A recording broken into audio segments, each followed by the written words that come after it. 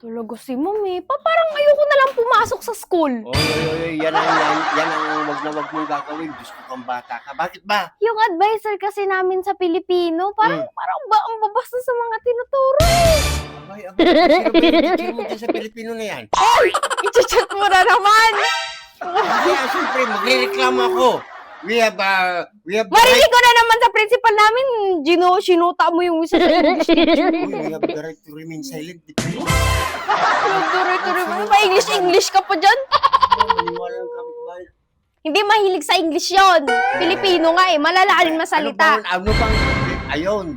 Oh, ito. Malalim ba? Oo. O bakit kung liligawan mo yon? Parang malalim na salita ang sasabihin mo sa kanya. Malalim na salita? Oo. Hindi, magkukay muna ako. Sabi ko nga. Sabi ko. Tama na. Ito nga kasi yung problema dyan. Ano nga? Paano naman yung mga salitang English natin na Tagalog namin? Parang ang bastos. Pagdating sa Pilipino. Kagaya ng chair.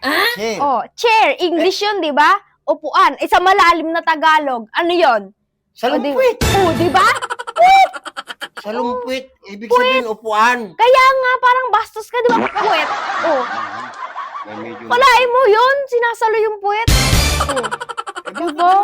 Ayaw pa banggit ni madam mo yung mga ganong Tagalog na yun.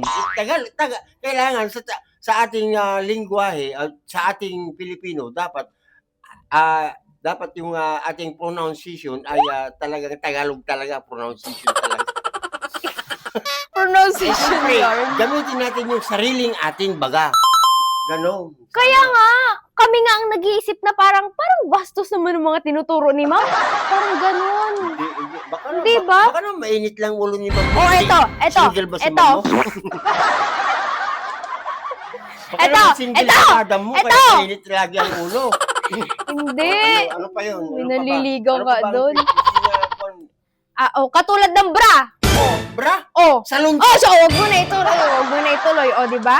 Sabi sa'yo eh. Oh, isipin mo. Oh, di ba?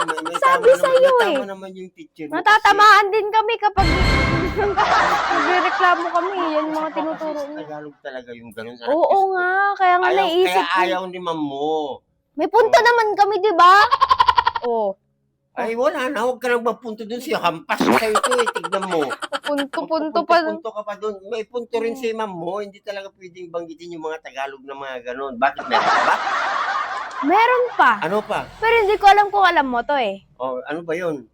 Di ba? Ang inuna natin, chair, upuan. Salumpwet. Salumpwet sa malalim na Tagalog. Oo. Yung bra. Suota. Wag na.